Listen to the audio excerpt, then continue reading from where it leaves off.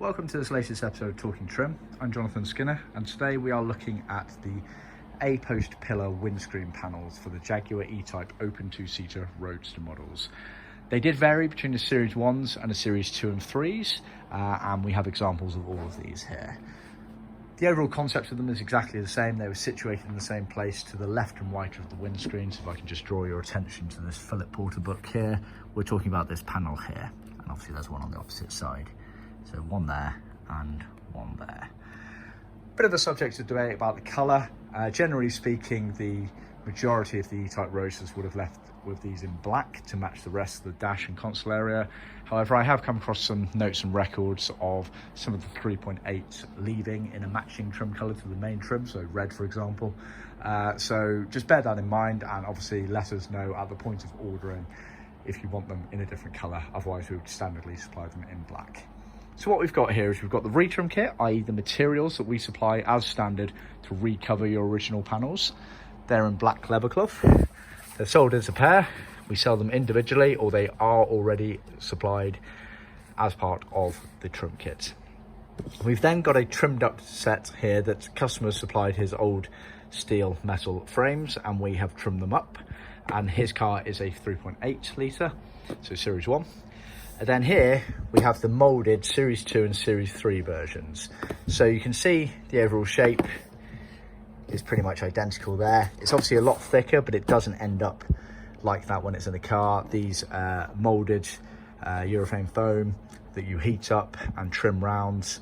Originally they would have been vacuum sealed all the way round, etc. But you just heat these up and trim them round, trim off any excess, and they go onto the steel frame. So if I just use this as an overlay, obviously bear in mind this is trimmed up, so it's slightly different, but you can see the fitment there, the overall shape of it. So these are the moulded versions. Bear in mind, for the moulded versions, these are sold as an optional extra, i.e. they are not part of our trim kit. So we can supply those outside of the trim kit. It's only the retrim kit, the materials, that we supply as standard as part of our trim kit.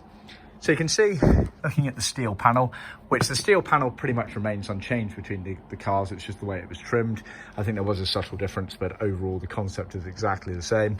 So you've got the steel panels. They are obviously bent to the car. It's fairly easy, mild still, so it's easy enough to bend to get to the car. So you've got some fixing brackets on the back. This square here is for where the grab handle goes on the passenger side.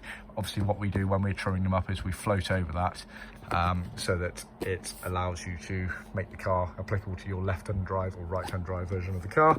And then at the top here you have the cutaway for the hood frame clamp. So when the hood comes over and it clamps in place, again, if I refer back to the Philip Porter book here, it's this clamp work here. You can see that's the cutout that I'm referring to, and this is the hood frame clamp right there.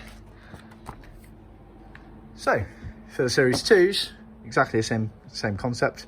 So you have your steel panel, goes inside here, you heat it up, wrap it around, glue it, cut away excess, job done, you're ready to go. So yeah, that is the overview. See our website for details. Always look for our blog handbook area for tips and advice on the best way of trimming these items. And of course, click to subscribe, and please do share all of these helpful videos with other classic car enthusiasts. Until next time.